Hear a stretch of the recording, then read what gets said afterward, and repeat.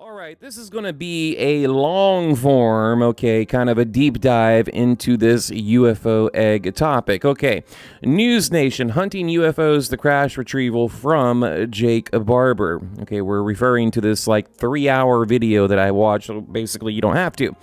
All right, Jake Barber said over the past 30 years he worked in an official and unofficial capacity for the United States government retrieving downed UAPs or NHI, non-human intelligence. Okay, first, they do a recap about the whistleblowers testifying before Congress. And perhaps you probably remember they had David Grush on there. I think Ryan Graves was his name, the pilot. Lou Elizondo, Commander Fravor, etc. They open up with Barber claiming he is ready to testify about non-human intelligence and the retrieval of UAP craft, multiple UAP craft. Okay, not just this egg that we've seen all over the internet. He says he's known about the ET aspect for over 10 years. NewsNation did a background check, and he was definitely in the military. Okay, he was an airman in the United States Air Force, also working as an aerospace mechanic in the early 1990s. The documents also show he was recruited into the Air Force Special Operations, also known as Combat Control. Okay, so his background does check out. He said he ended up working in a non-official capacity for the Department of Defense, the DoD, and the intelligence community. So we have a lot of big words flying around here, okay, and a lot of big titles so far, but we don't really see any actual video or evidence as of yet. And on a side note, the UFO community has become just plagued with these acronyms and fancy titles like NHI or UAP or ATIP or ARROW, OWI, Off-World Intelligence. It's like the UFO community has created their own gibberish while talking about the UFO topic. It sounds like they're talking back and forth on a walkie-talkie with all of these damn acronyms, okay? It's just getting ridiculous. Okay, so moving forward, he says he was a highly talented airplane mechanic that was able to get deployed on a number of presidential support missions, and he was. I looked into this, okay? Again, a lot of fancy titles going around here, but to his credit, he did hold a lot of distinguished titles, okay? So I'm not hating on the dude. Like the recipient of the NATO top secret security clearance, he was recruited into the elite combat control with a very impressive resume. Helicopter pilot, free fall parachutist, expert marksman. So again, not hating on the guy. He's accomplished probably, I would say, a lot more with his life than I have mine. Okay, just giving you guys the facts. And trust me, you're going to want to listen to this entire video. I think towards the middle, towards the end, it gets absolutely crazy. He went to Bosnia, won an award for an act of heroism. NewsNation also spoke with 3 other servicemen and women that were able to, basically verify Barber's credentials and claims. So he is who he says he is, and according to him and everyone around him. Okay, so that's look, they did a deep dive on his background. It all checks out.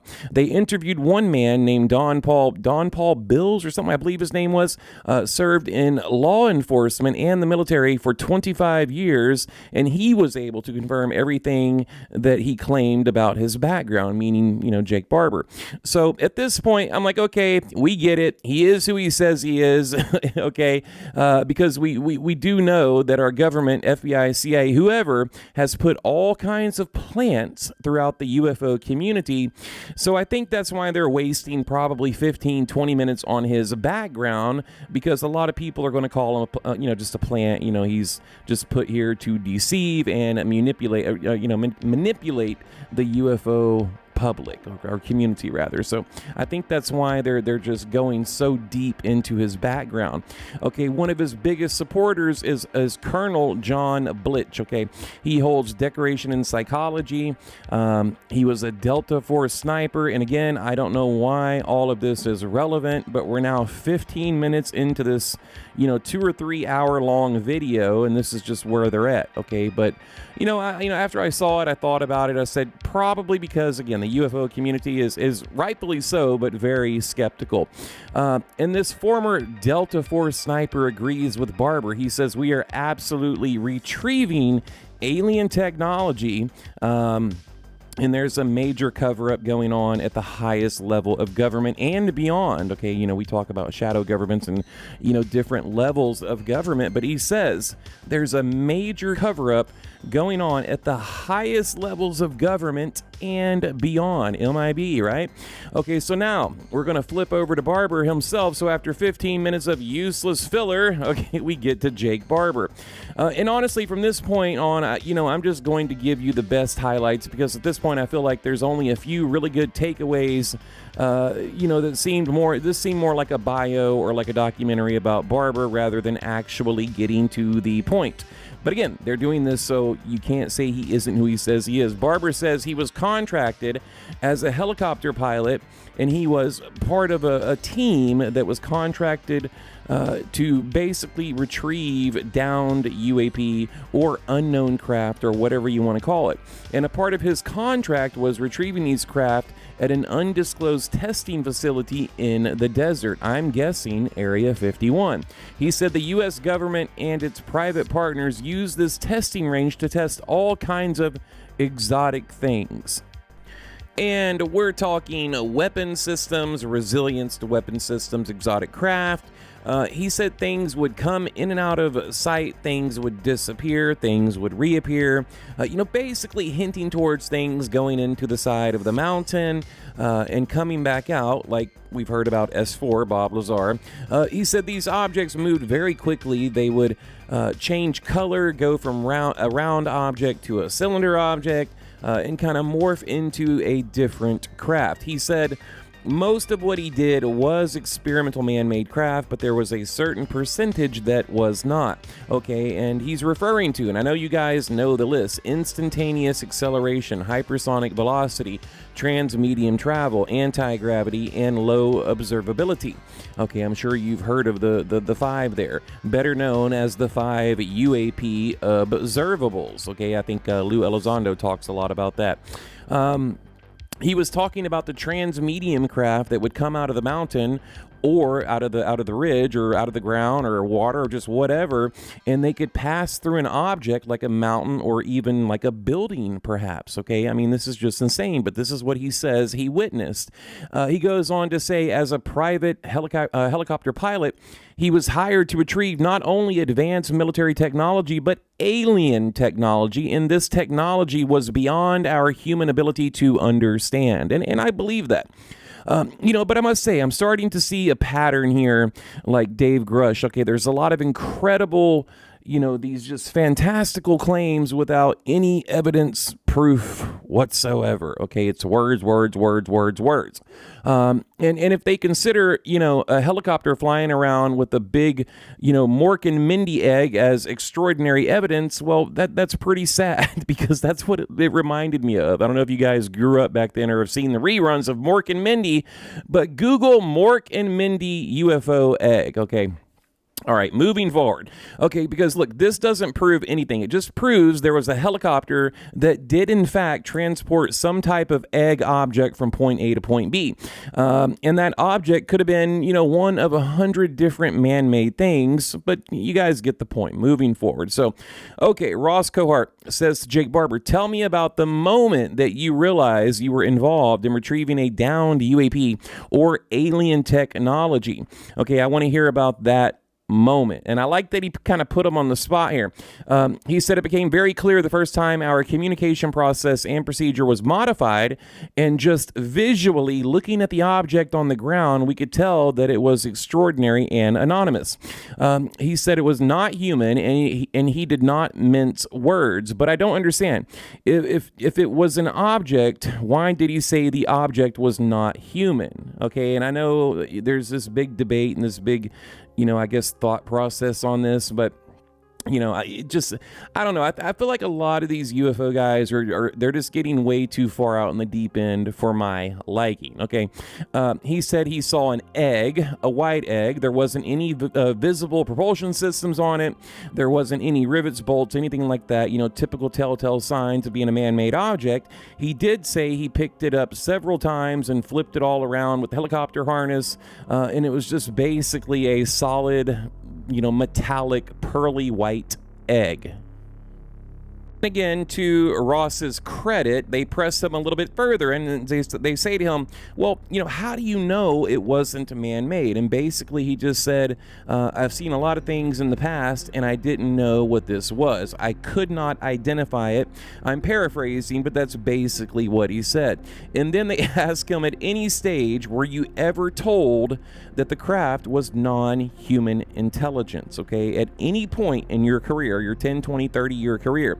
He said, I will tell, and this is a quote, he said, I will tell you that during the process over the past couple of years, it's been confirmed to me by ranking members of the UAP task force that what we're working with that night was in fact non-human intelligence, and it was not a unique experience. So when they asked him the direct question, did anyone at any high level capacity ever tell you that this is a UFO, UAP, NHI, non-human? And he said yes. Over the years, by ranking members of the UAP task force that we were working with that night was in fact non-human intelligence. Okay, so he's referring to this egg. So basically, he's claiming we are looking at a real UFO. He was told by these higher ups, okay, senior officials, that this was a UFO.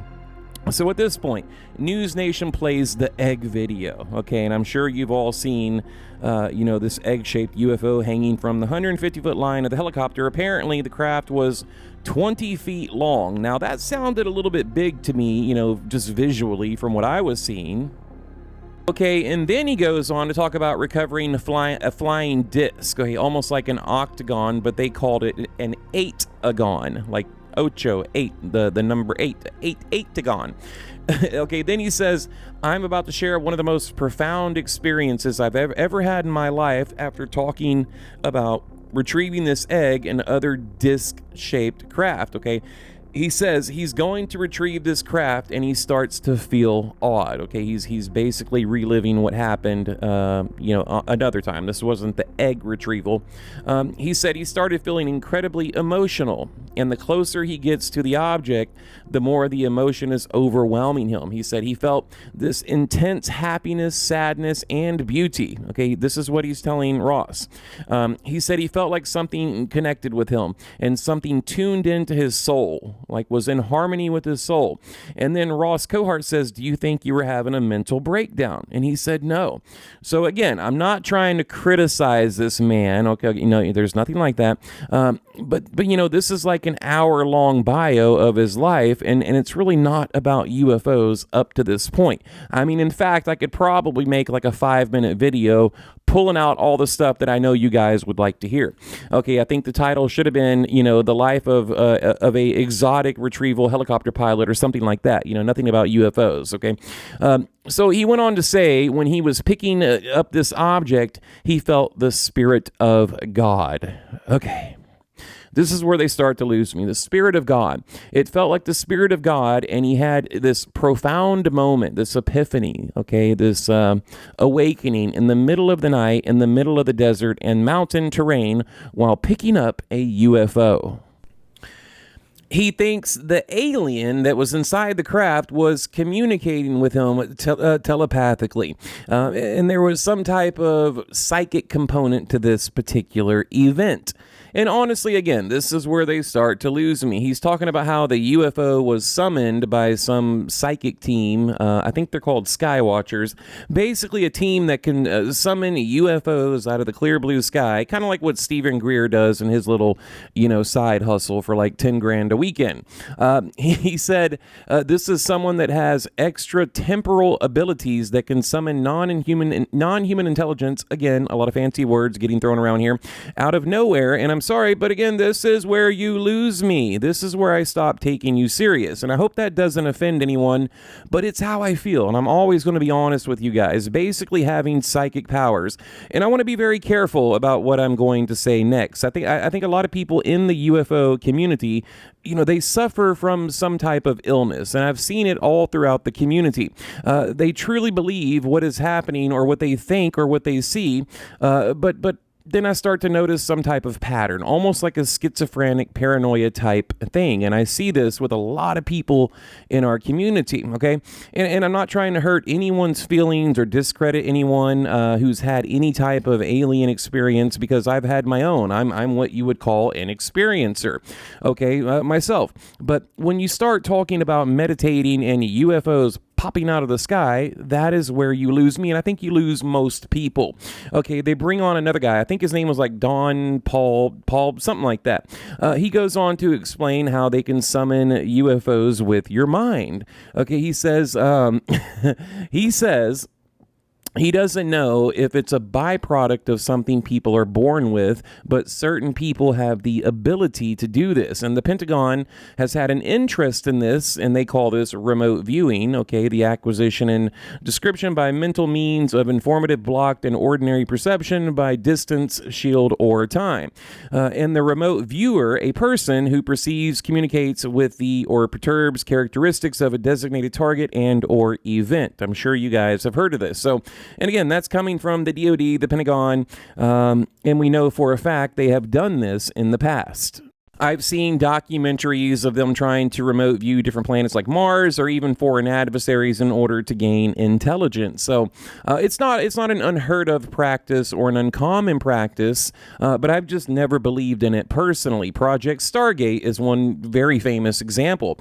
Okay, and then Jake Barber claims that after some of these missions of retrieving UFOs or a UFO craft, he became physically sick. Okay, so then they kind of pivot to this medical side of UFOs and human contact. They bring in Dr. Nolan. They're talking about MRIs and the physical problems with humans coming into contact with alien technology.